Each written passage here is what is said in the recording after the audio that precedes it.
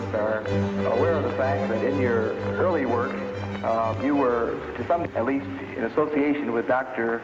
Sigmund Freud. And I know it would be of great interest to many of us to hear a little bit about how you happened to hear of Dr. Freud and how you happened to become involved with some of his work and ideas. Well, as a matter of fact, it was in the year 1900, in December, soon after Freud's book about dream interpretation had come out, that I was asked by my chief, Professor Bleuler, to give a review of the book. I studied the book very attentively, and I didn't understand many things in it, which weren't clear at all to me. But from others parts, I got the impression that this man really knew what he was talking about. And I thought that this is certainly a masterpiece, full of future. Yeah. I had no idea then of ideas of my own. I was just it was just when I began my career as an assistant in the psychiatric clinic. And then I began with experimental psychology or psychopathology. I applied the experimental association method by and the same that has been applied in the Grappelin's psychiatric clinic in Munich, and I had the results, and that there is a reaction, a certain reaction to a stimulus world. That is more or less uninteresting. But the interesting thing is why people could not react to certain stimulus worlds, or in an entirely inadequate way. And then I began to study these places in the experiment where the attention or the capability apparently of the test person began to waver or to disappear. And I found soon out that it is matter of intimate personal affairs people were thinking of, or which were in them, even if they momentarily did not think of them, when they were unconscious, with other words, that nevertheless an inhibition came from the unconscious and hindered the expression in speech. Yes. And then I, in examining all these cases as carefully as possible, I saw that it was matter of what Freud called repressions. Yes. I also saw what he meant by symbolization. And then I wrote a book about the psychology of dementia precox, it was called, now it's schizophrenia. Yes. And I sent the book to Freud and wrote to him about my association experiments and how they confirmed his theory thus far. Yes. And that is how it began, my friendship with Freud began. Yes. Now, one of the first very fundamental ideas in the original psychoanalytic theory was Freud's conception of the libido as sort of a broad psychic sexual energy. Well, you see, in the beginning, I had naturally certain prejudices against his conceptions. And after a while, I overcame them. I could do that from owing to my biological training. Yes. And I could not deny the importance of the sexual instinct, you know. Yes. But later on, I saw that it was very one-sided. Because, you see, man is not only governed by the sex instinct, there are other instincts as well. For instance, in biology, you see, the nutritional instinct is just as important as the sex instinct. Also, in primitive societies, sexuality plays a role much smaller than food. Food is the all-important interest and desire. Yeah. Sex, that is something they can have everywhere. They are not shy. But the fruit is difficult to obtain, you see? Yes, yes. And so it is the main interest. Yes. And then in other societies, for instance, in civilized societies, the power drive plays a much greater role than sex. Yes. For instance, there are many big businessmen who are impotent, even, because their whole energy is going into money making. Yes. Or dictating the laws to everybody else. Yes. That's much more interesting than affairs with women. So, you see, the inferior Dr. Adolf, the younger, the weaker, naturally had a power complex. Yes. He wanted to be the successful man. Freud was a successful man. He was on top, and so he was interested only in pleasure, in the pleasure principle, and while Adolf was interested in the power drive. Sure enough. I see. In other words, you feel that it's sort of a function of his own personality to some degree. Yeah, it is quite natural. You see, it is one of the two ways how to deal with reality. Either you make reality an object of your pleasure, if you are powerful enough already, or you make it an object of your desire to grab it. Yes, yes. Or to possess it. Yes. Now, of course, some observers have thought that perhaps the patients that Dr. Freud saw in Vienna of this period were often individuals who were repressed sexually. Oh, yes. And that perhaps that so many of these patients having been of this type, that this may have been one thing that sort of reinforced Dr. Freud's ideas. Well, this is certainly so, that in the end of the Victorian age, there was a reaction going over the whole world against the taboos, the sex taboos, as one called them. One didn't understand anymore properly why or why not. And Freud belongs into that time, a sort of liberation of the mind of such taboos. The research comes to the question of the unconscious. There things become necessarily blurred, because the unconscious is something which is really unconscious. And so you have no object, you see nothing. No. You only can make inferences, you know. And so we have to create a model of this possible structure of the unconscious, because we can't see it. Now, you see, he came to the concept of the unconscious chiefly on the basis of the same experience I had made in the association experiment, namely that people reacted. They said things, they did things without knowing that they did it or said it. And this is something you can observe experimentally in the association experiment, where people cannot remember afterwards what they did or what they said in the moment where the stimulus word hits the complex.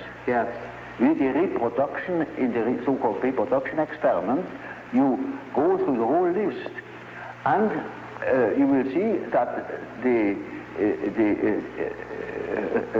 memory fails where there was a complex reaction. And that is the simple fact Freud has based his idea of the unconscious on, because that is what you can see time and again, that people, for instance, make a mistake in speech, or that they say something which they didn't mean to say, that just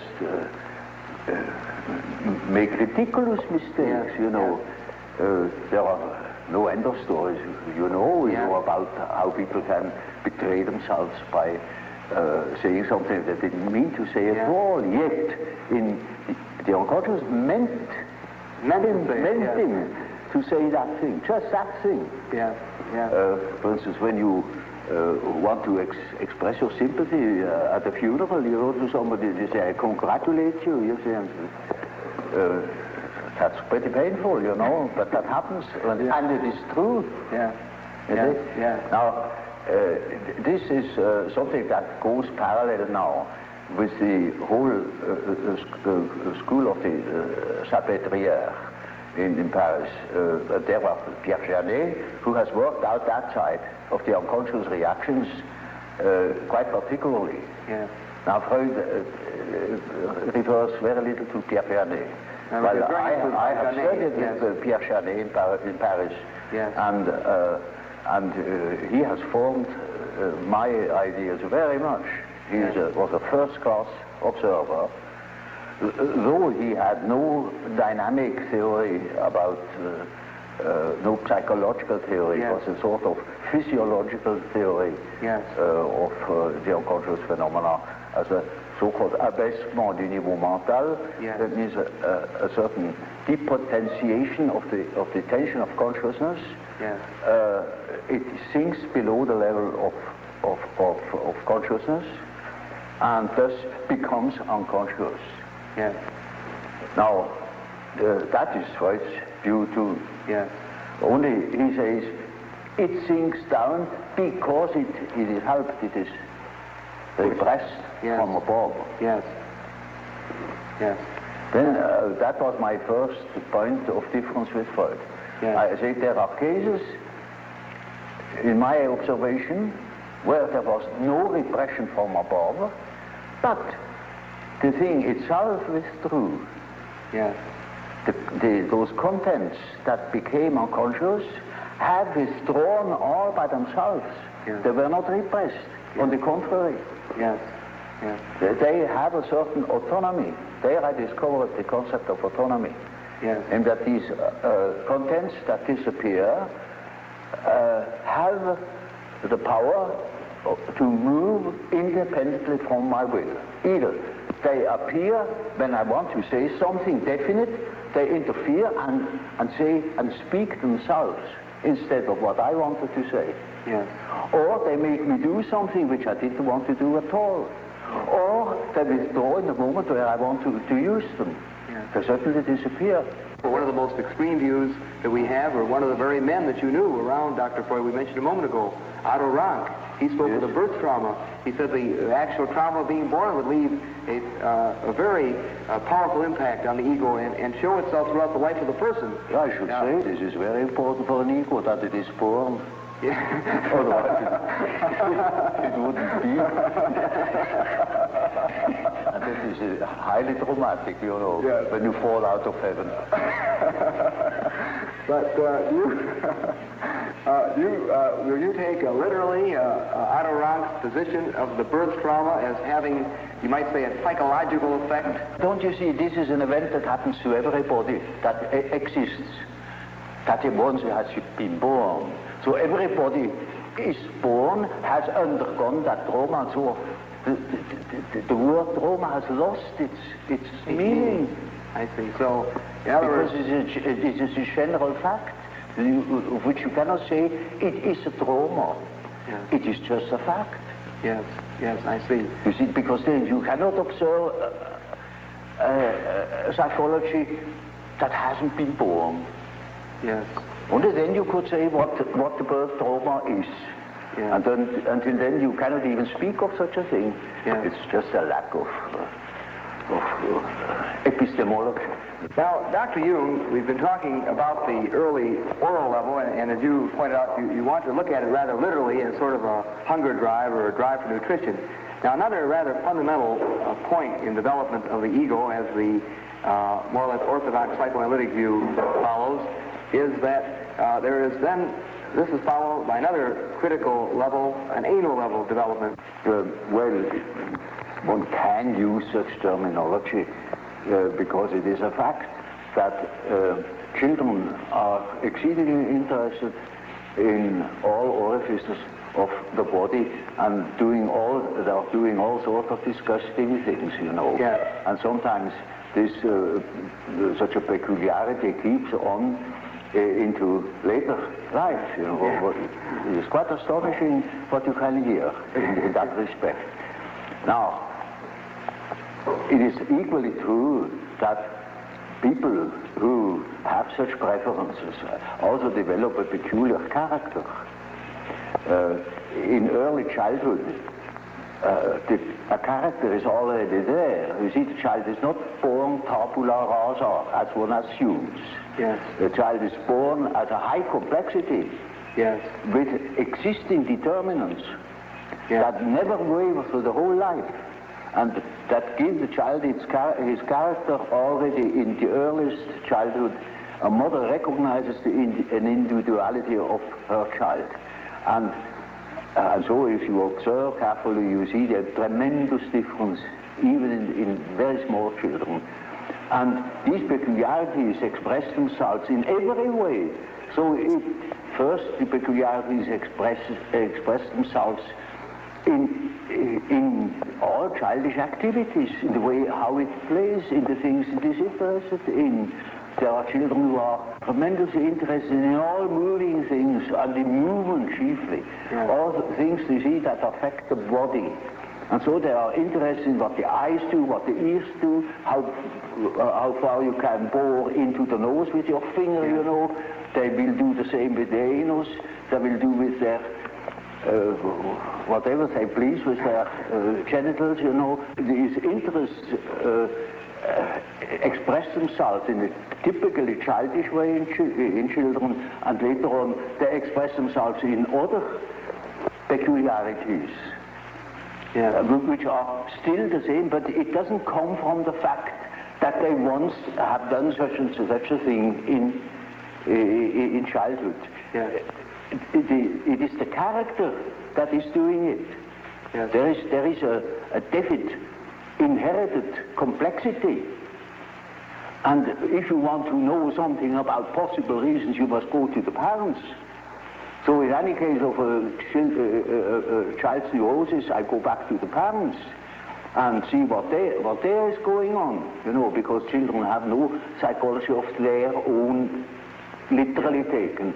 They are so much in the mental atmosphere of the parents, so much en participation mystique with the parents. Yes. They are imbued by the paternal or maternal atmosphere, and they express these influences in their childish way. Yes. So, for instance, a child, take for instance an illegitimate child, they are particularly exposed to environmental difficulties, for instance, the misfortune of the mother, etc., etc., and all the complications. And such a child will miss, for instance, a father. Yeah. Now, in order to compensate for it, it is just as if we were choosing or nominating a part of their body for a father instead of the father, and they develop, for instance, masturbation. Yes. Yes. That is very often so with illegitimate children, that they become terribly autoerotic. Yes. Even criminal. One of the central parts of the so-called psychosexual development in the more or less orthodox psychoanalytic theory is the so-called Oedipus complex. Yes, yes, I believe the term complex was yours originally. Well, you see, that is just what I call an archetype. That is the first archetype Freud has discovered. The first and the only one. He thinks that this is the archetype. But of course, there are many such archetypes. You look at Greek mythology and you find any amount of them, or look at dreams and you find any amount of them. But incest was so impressive to him that he even has chosen the term Oedipus complex, because that was one of the outstanding examples of an incest complex. Yeah. And it is only the masculine form, mind you, because women have an incest complex too, but there it is not an Oedipus. Yeah. So it is something else. Yes. Yes. So it is only the term for an archetypal way of behavior in case of a man's relation, say, to his mother. It also means to the daughter, because whatever he was to the mother, he will be it to the daughter too.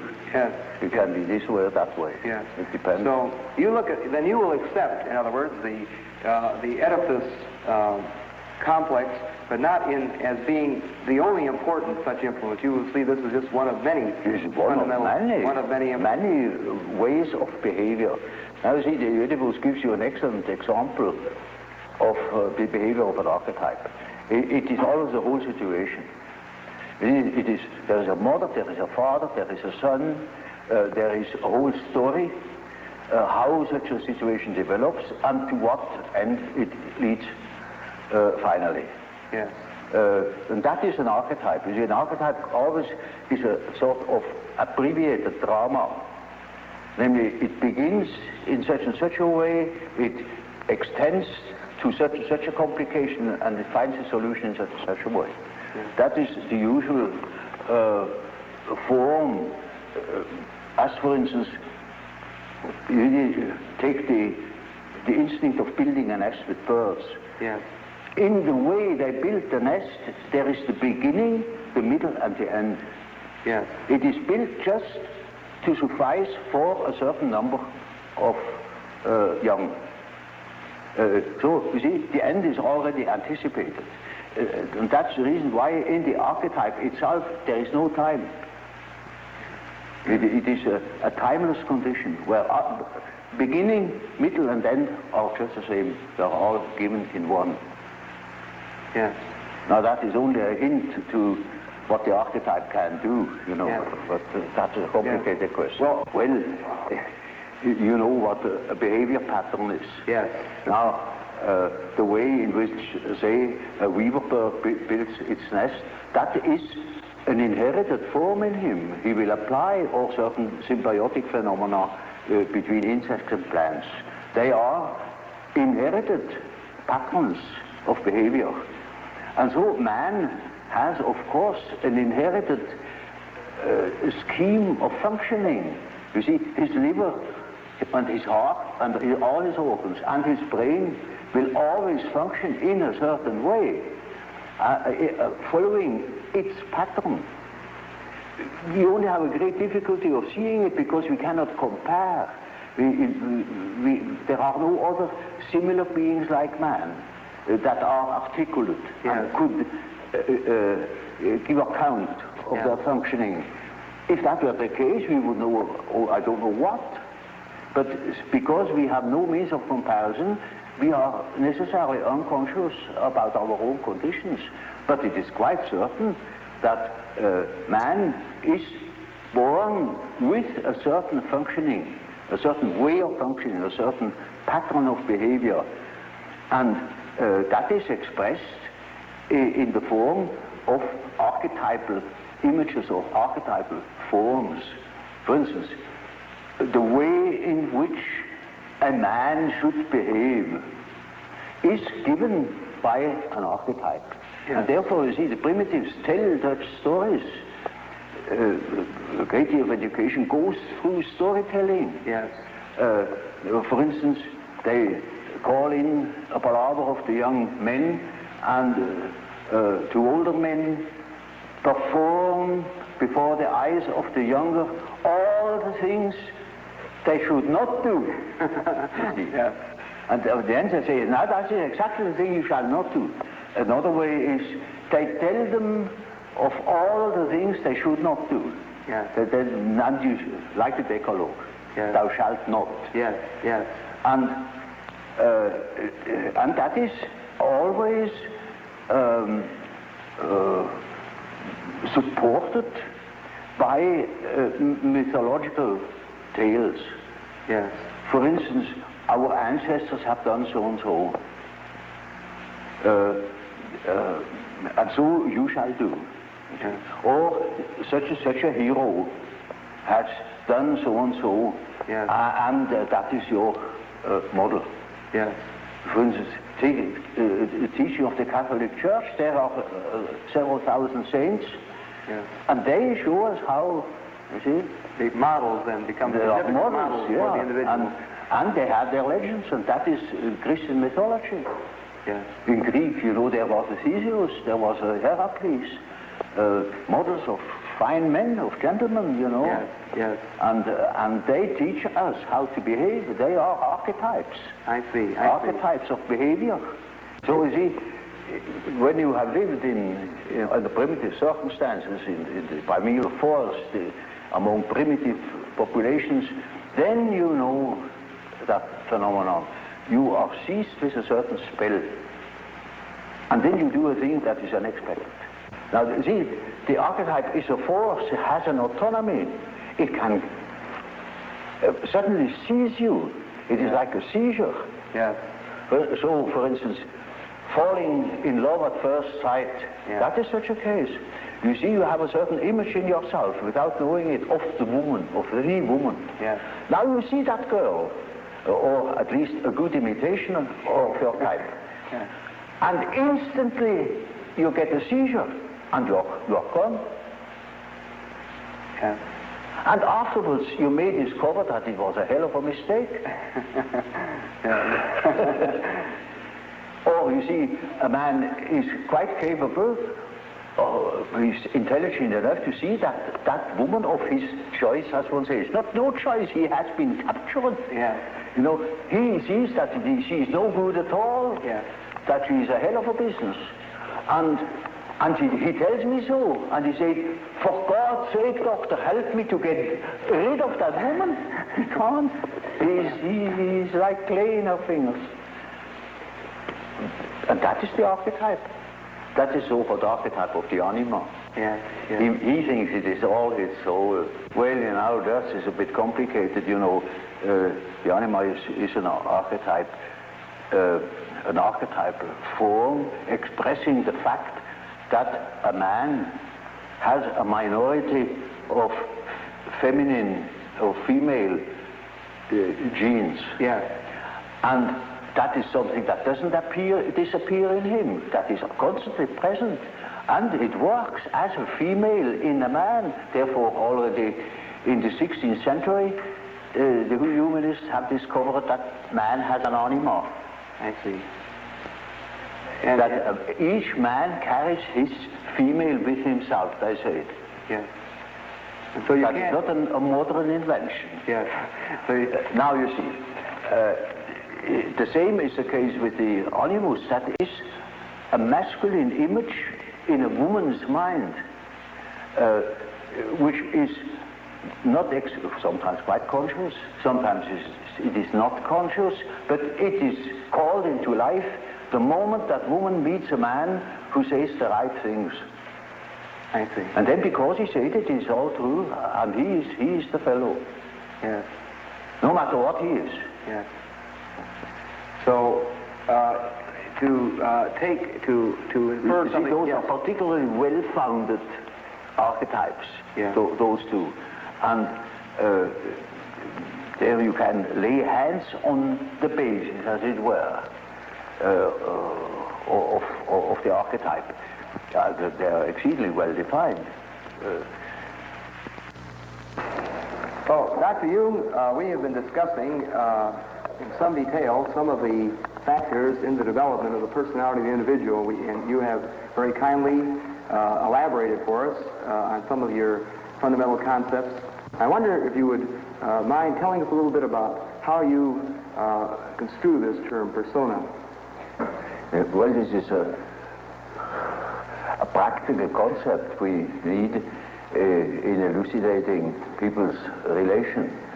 I noticed with my patients, particularly with people that are in public life, that they have a certain way of presenting themselves. For instance, take the doctor. He has a certain way. For instance, he has good bedside manners, and he behaves as one expects a doctor behaves.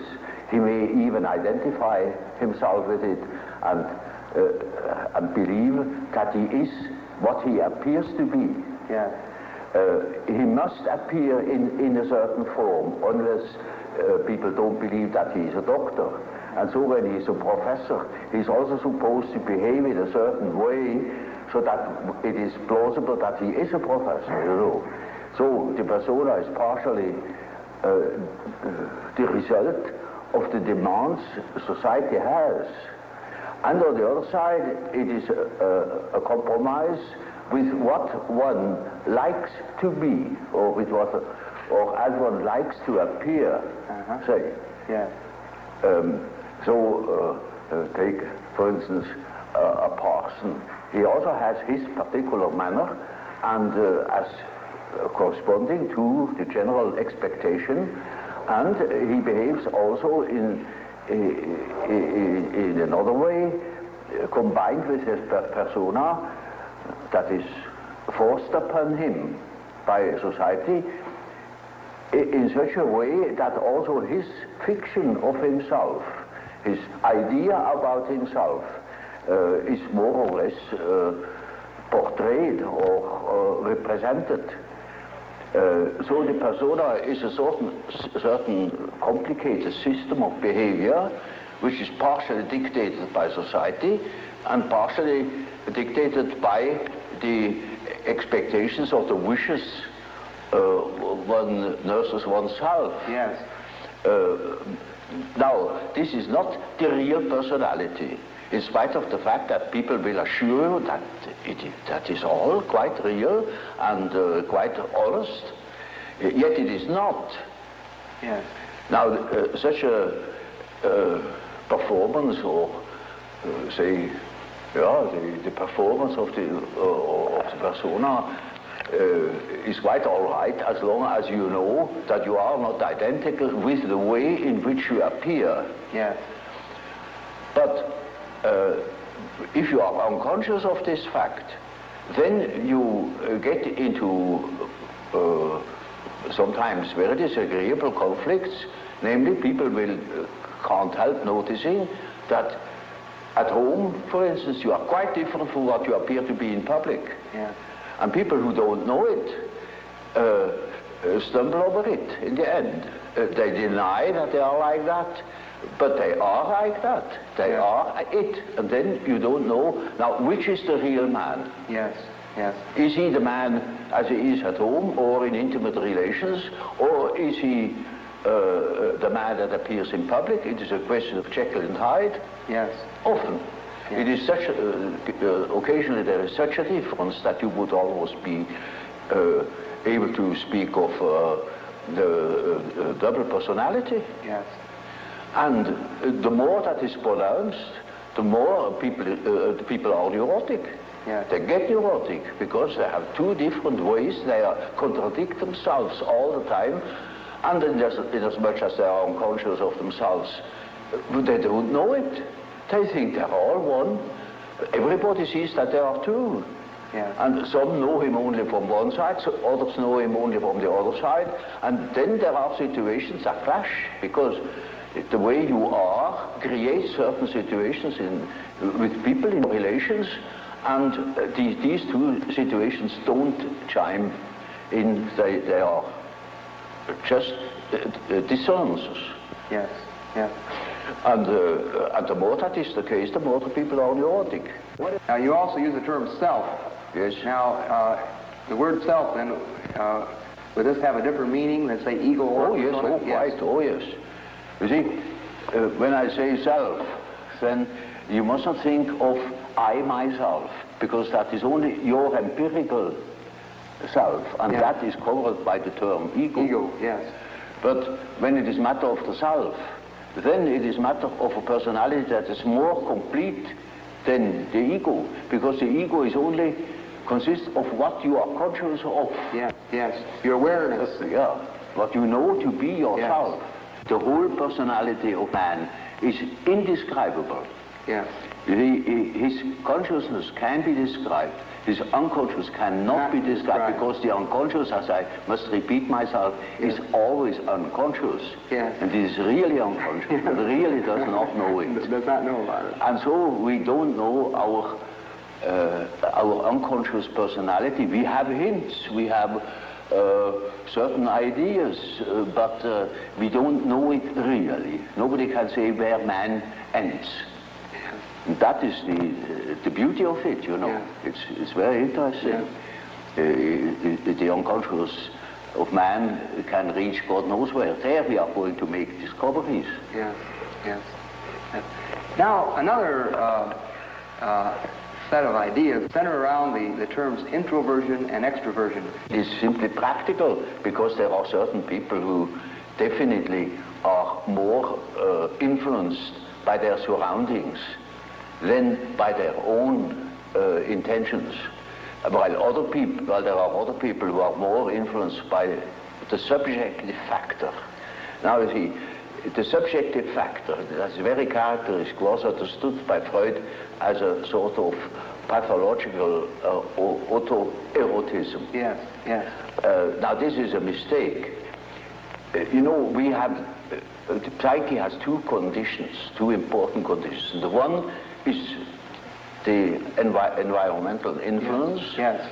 And the other is the given fact of the psyche as it is born. The psyche is by no means tabula rasa. We are a definite mixture and combination of genes, yes. And they are there from the very first moment of our life. And they give a definite character, even to the little child. And that is a subjective factor, looked at from the outside.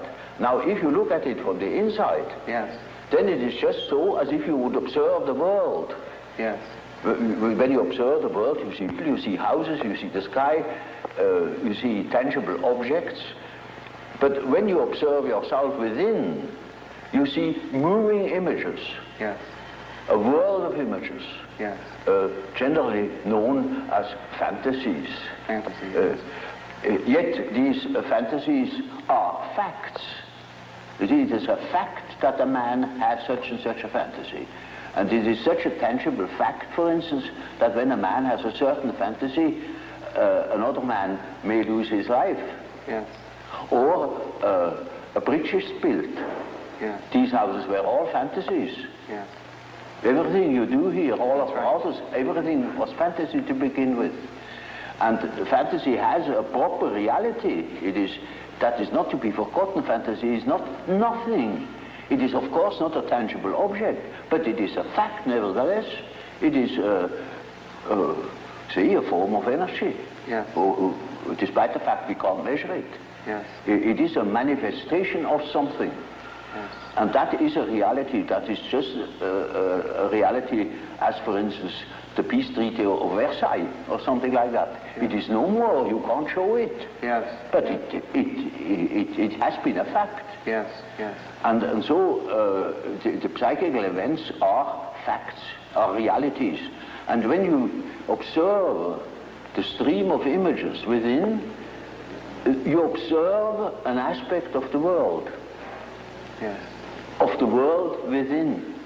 Because the psyche, you know, if you understand it as a phenomenon that takes place in so-called living bodies, then it is a quality of matter. As our body consists of matter, we discovered that this matter has another aspect, namely a psychic aspect. Yes. Yes. And so it is simply the world from within, seen from within. Yes. It is just as if we were seeing into another aspect of matter. And so, you see, the man who is going by the external world, by the influences of the external world, say society or perceptions, sense perceptions, thinks that he is more valid, you know, because this is valid, this is real. And the man who goes by the subjective factor is not valid because subjective factor is nothing. Yeah. No, that man is just as well based because he is bases himself upon the world from within. Yeah. And so he is quite right, even if he says, oh, there is nothing but my fantasy, you know. Yeah. And of course that is the introvert. And that the introvert is always afraid of the external world. He will tell you, when you ask him, he will be apologetic about it. Yeah. He will say, of course, yes, I know, it's only my fantasies. And he has always resentment. And as the world in general, particularly America, is extroverted like hell, the introvert has no place. Yeah. Yeah. Because he doesn't know that he beholds the world from within. Yeah. And that gives him dignity, and that gives him certainty, because it is, nowadays particularly, the world hangs on a thin thread. Yeah. And that is the psyche of man. Yeah.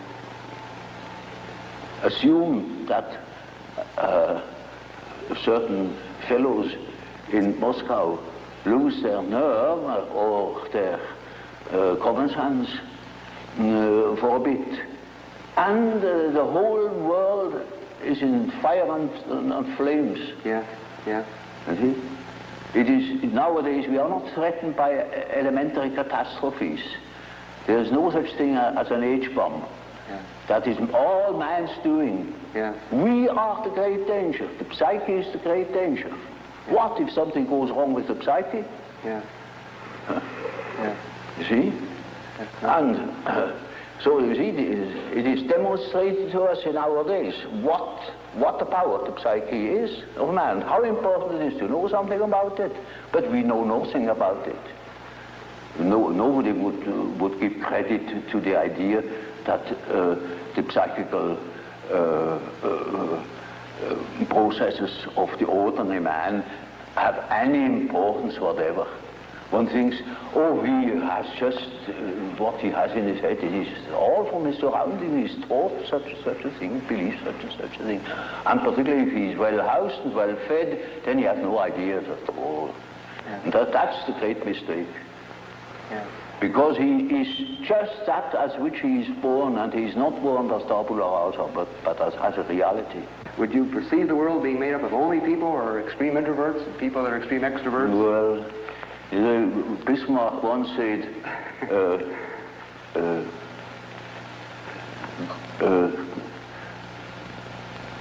God may protect me against my friends. With my enemies, I can deal myself alone.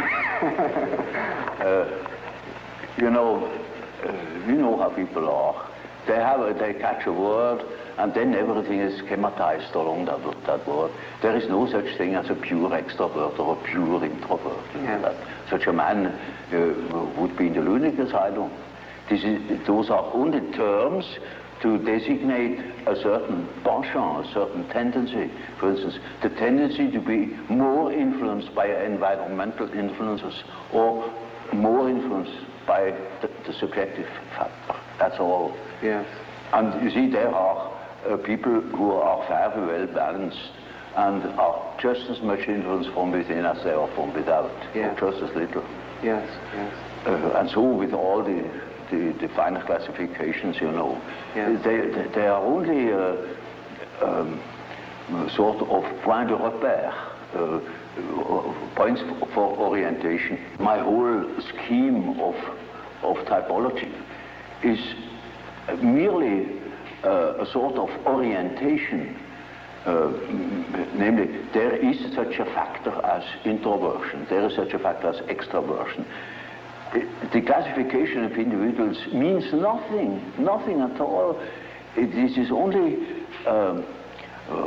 the instrumentarium, Yes. for the practical psychologists, Yes. to explain, for instance, a husband to a wife, or for instance, it is very often the case, one could almost say, it is almost the rule, but I don't want to make too many rules, in order not to be schematic, Yeah. that an introvert marries an extrovert for compensation, or another type marries the counter type to complement himself, for instance.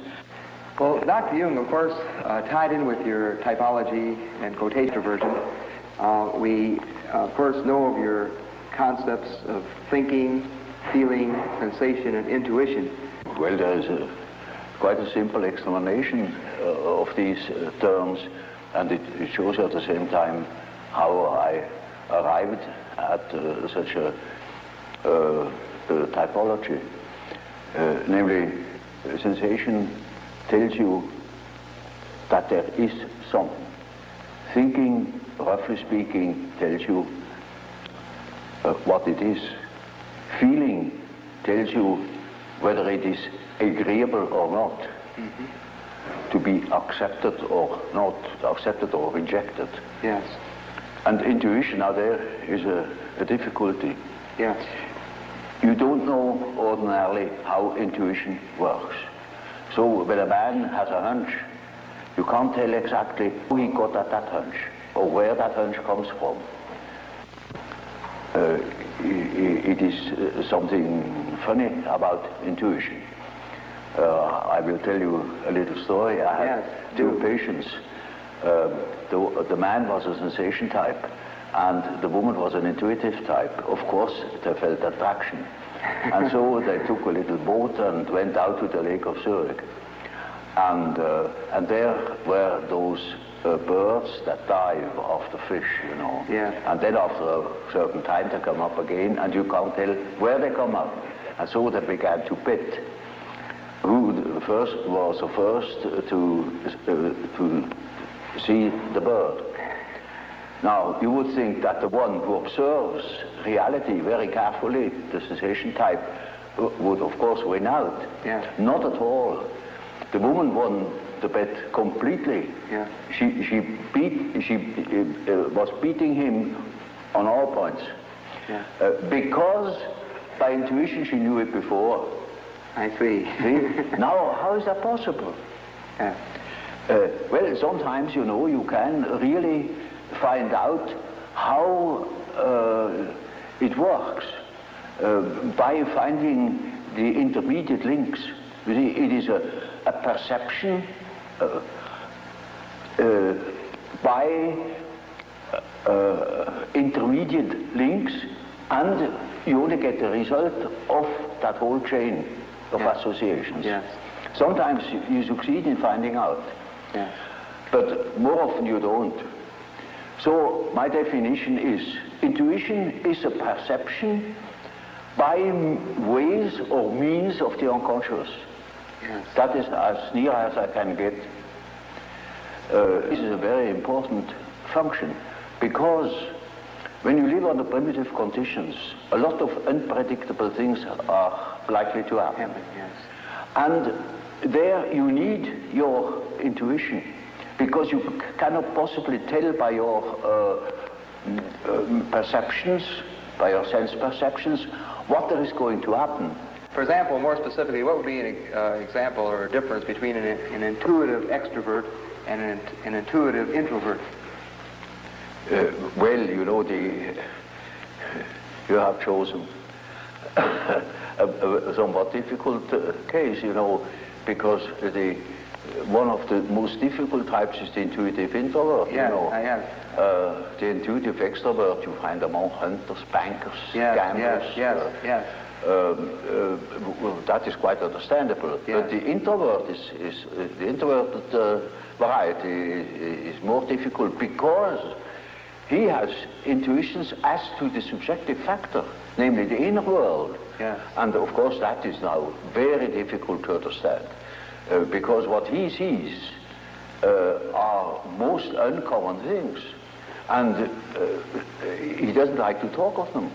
Yes. If he's not a fool, because he would spoil his own game by telling what he sees, because people won't understand it. Yes. For instance, once I had a patient, a young woman, about 27 or 8, and her first words were, when I had seated her, she said, "You know, doctor, I come to you because I have a snake in my abdomen." I said, "What?"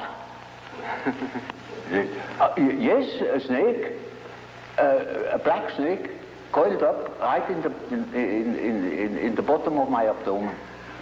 And I must have made a rather bewildered face at her.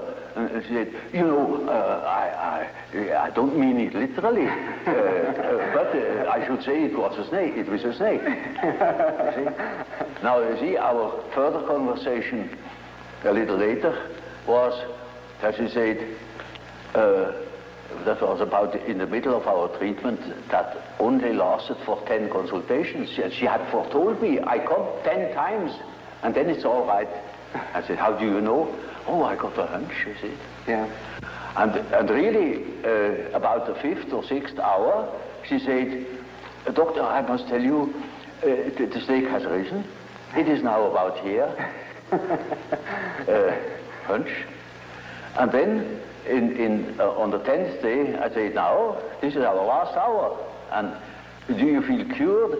And she said, beaming, she said, you know, this morning, it came up and came out of my mouth, and the head was golden.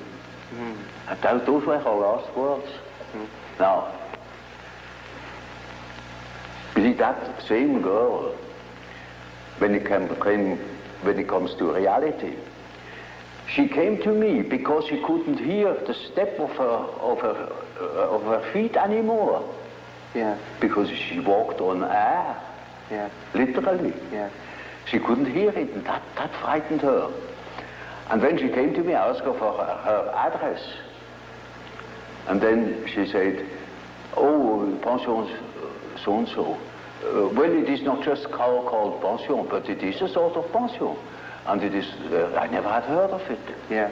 And I said, no, I'm curious, I never have heard of that place. Well, it's a very nice place, she said. You're curious enough, there are only young girls there, very nice and very lively young girls.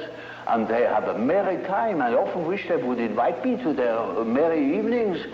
And I said, but do they amuse themselves all alone? Said, oh no, there are plenty of young gentlemen coming in, and they have a beautiful time, but they never invite me. It turned out that it was a private brother. Yes. And she was a perfectly decent girl, you know, of a very good family, not from here. She had found that place, I don't know how. And she was utterly unaware that those were all prostitutes. I said, for heaven's sake, you fell into a very dark place. You hastened to get out of it. You see, that was her sensation. Yeah. She didn't see reality. Yeah. But she had hunches like anything, and they came off. Yeah. Now, you see, such a person cannot possibly speak of her experiences. Yes. Because everybody would think she's absolutely crazy. Yeah. I myself was quite shocked when I thought, for heaven's sake, is that case a schizophrenia? Yes. Yes. Because you don't hear that kind of speech. That's right. But she assumed that the old man, of course, knows everything, and he even doesn't understands such kind of language. Yeah. So you see, if when the intuitive, the introverted intuitive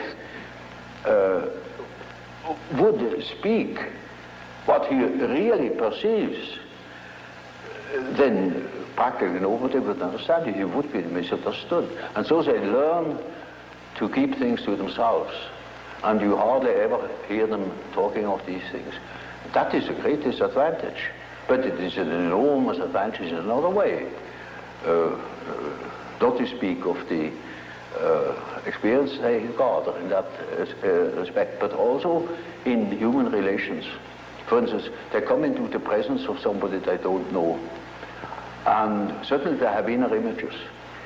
And those inner images give them a more or less complete information about the psychology of the partner. Yes. Yes. You know, that is, but the case can also happen that they come into the presence of somebody whom they don't know at all, not from Adam, and they know an important piece out of the biography of that person. Yes. Yes. And are not aware of it, and tell the story. Yes. And then the fat is in the fire.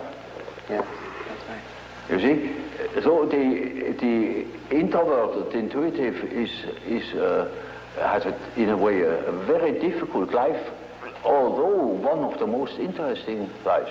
Yes. But it is difficult often to get into their confidence. It's just a sort of a skeleton to which you have to add the flesh, or say it is a country mapped out, by triangulation points. And that doesn't mean the country consists of triangulation points. Yeah. That is only in order to have an idea of the distances. Yes. And so it is a means to an end. It only makes sense, such a scheme, when you deal with practical cases. Well, I told you that case of that intuitive girl, who suddenly came out with the statement that she had a black snake in the bed. Well, now, that is a collective symbol. That is not an individual fantasy. That is a collective fantasy. Collective, That is well known in India. For instance, she has nothing to do with India, but we have it too. It was generally human. But it's entirely unknown. So that I, even in the first moment, thought, perhaps she's crazy. But she was only highly intuitive. It is in India known. It is the basis of a whole philosophical system of Tantrism. This is Kundalini. The Kundalini serpent. I see. You see?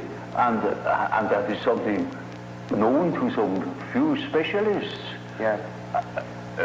Generally, it's not known that we have a serpent in the abdomen. But that is a collective, you see, that is a collective dream or a collective fantasy. It may be, that what the unconscious has to say is so disagreeable that one prefers not to listen. And in most cases, people would be probably less neurotic if they could admit the things. These things are always a bit difficult or disagreeable or inconvenient or something of the sort. So there is always a certain amount of repression, but that is not the main thing. The main thing is that they are really unconscious. And you see, if you are unconscious about certain things that ought to be conscious, then you are dissociated. And then you are a man whose left hand never knows what the right is doing. And counteracts or interferes with the right hand. Now such a man is hampered all over the place. See, then we have the problem. That is the problem for an intellectual man.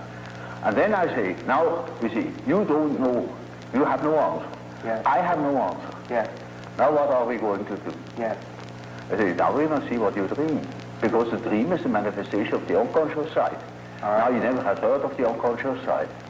So I must explain to him that he has an unconscious, and that the dream is a manifestation of it. And if we succeed in analyzing the dream, we might get an idea about that power that makes him think like that. I see. In treatment, for instance, in the treatment of neurosis, you have to do with that personal unconscious for quite a while. And then only dreams come that show that the collective unconscious is touched upon. Now, as long as there is material for personal nature, you have to deal with the personal unconscious. But when you get to, say, to a question, to a problem, which is no more merely personal, but also collective. You get collective dreams. And then we are there where we can begin with the observation of the unconscious. And then, day by day, one goes on by the data the unconscious produces. You see, we discuss the dream, and that gives a new surface to the whole problem. And he will have another dream, and the next dream gives again an answer, because the unconscious is in a compensated relation to consciousness, and after a while we get the full picture. And if he has the full picture and has the necessary moral stamina, well, then he can be cured. I see. But in the end, it is a moral question whether a man applies what he had learned or not. There is a sort of typical way in which the integration of consciousness takes place. Namely, the average way is that through the analysis of dreams, for instance, you become acquainted with the contents of the unconscious. I already told you this, to begin with all personal material. Yes. Subjective questions, questions of the individual's difficulties in adapting to environmental conditions, and so on. Yes. Now, it is a regular observation that when you talk to an individual, and this individual gives you insight into its inner preoccupations, interests, emotions, in other words, hands over his personal complexes, then you get slowly and nilly-willy into the situation of a sort of authority. Yes. You become a point of reference. You know you are in possession of all the important items in a person's development. I remember, for instance, I analyzed a very well-known American politician, and he told me, any amount of the secrets of his trade. And suddenly he jumped up and said, "By God, what have I done? You know, you get $1 million for what I have told you now." I said, "Well, I'm not interested. You can sleep in peace. I shall not betray you. I forget it within a fortnight." Now, you see, that shows that the things people hand out are not merely indifferent things. When it comes to something important, emotionally important, then they hand out themselves. They hand out a big emotional value, as if they were handing over a large sum, as if they were trusting you with the administration of their estate. Yes. And they're entirely in your hands. Yes. Often, I hear things, that could ruin those people utterly if it's perfectly known. Or it would give me, if I should have any blackmailing tendencies, unlimited power to blackmail them. Now, you see, that creates an emotional relationship to the analyst. And that is what Freud called the transference. Yes. Which is a central problem of analytic psychology. It is just so as if these people had handed out their whole existence, and that can have very peculiar effects upon the individual. Either they hate you for it or they love you for it. Yeah. But you are not indifferent to them. And there is then a sort of emotional relation between the patient and the doctor. Yes. Now, when you hand out such materials, then these contents are associated with all the important persons in the life of a patient. Now, the most important persons are usually father and mother. Yeah. That comes up from childhood. The first troubles are with the parents as a rule. So, in handing over your infantile memories about the father or about the mother, you hand over also the image of father and mother. Then it is just as if the doctor had taken the place of the father, even of the mother. I had quite a number of male patients that called me Mother Jung, because they handed over the mother to me. Curiously enough. But you see, that's quite irrespective of the personality of the analyst. The simply disregarded. He functions as if he were the mother, or he functions as if he were the father, the central authority. And now that is what one calls transference. That's a case, a particular case of of projection. Now Freud doesn't exactly call it projection; he calls it transference.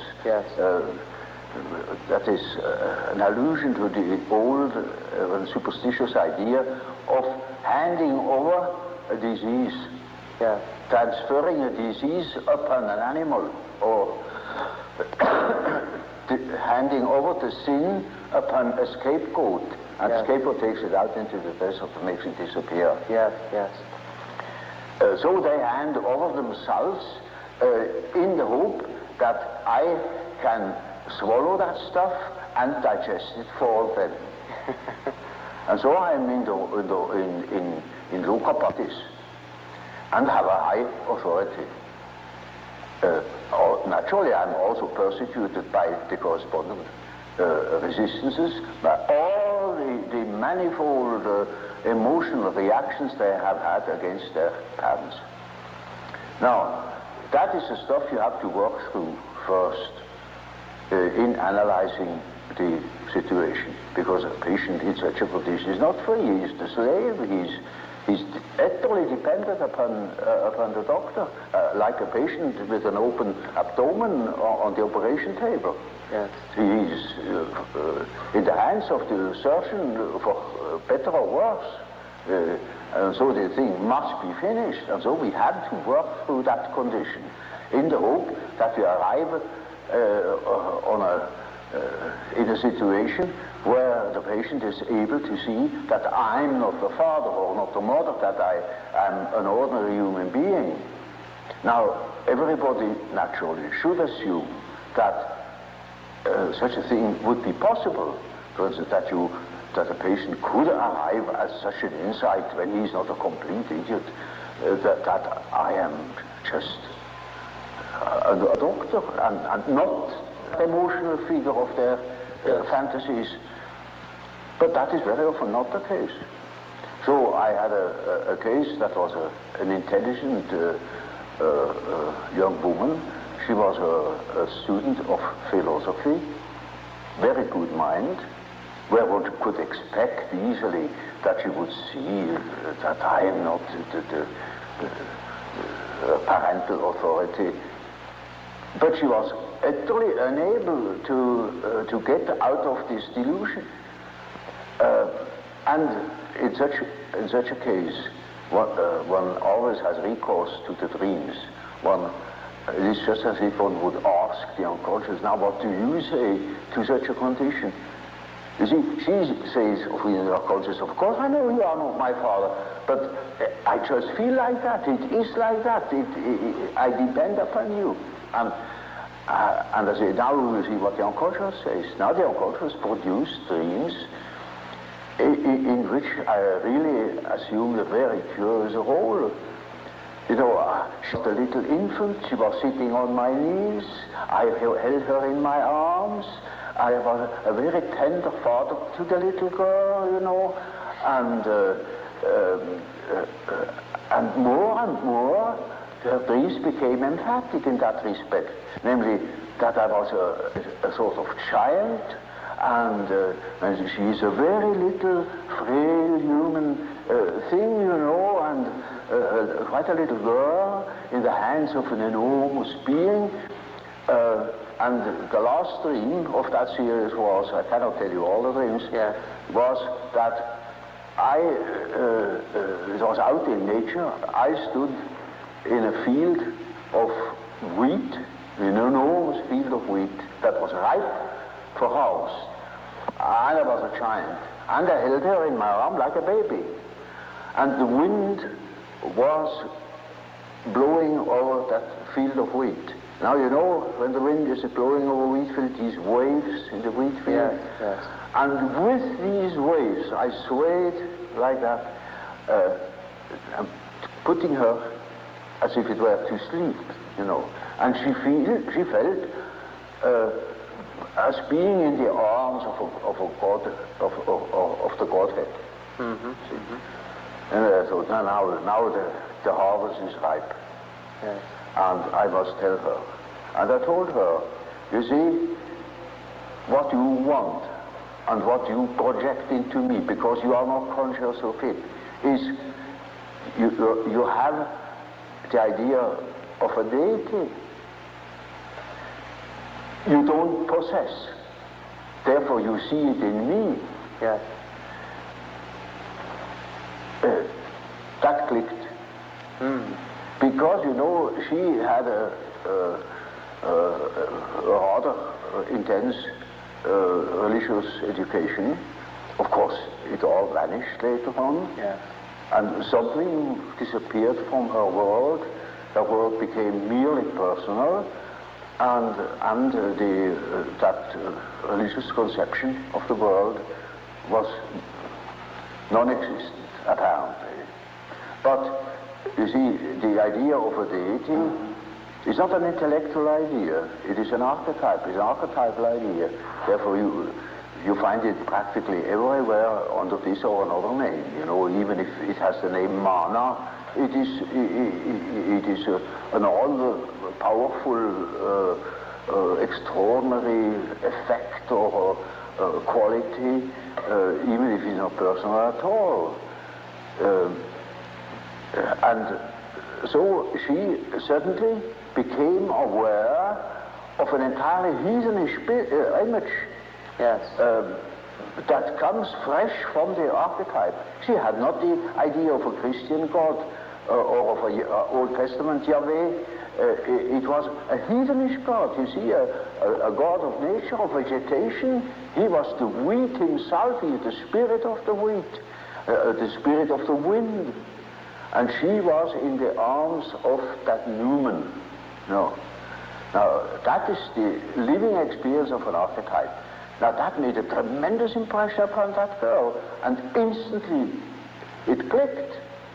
She saw what she really was missing, that missing value, that was in the form of a projection in myself and made myself indispensable to her. Yes. And then she saw it is not indispensable, because it is, as the dream says, she is in the arms of that archetypal idea. Now that is a luminous experience, you see.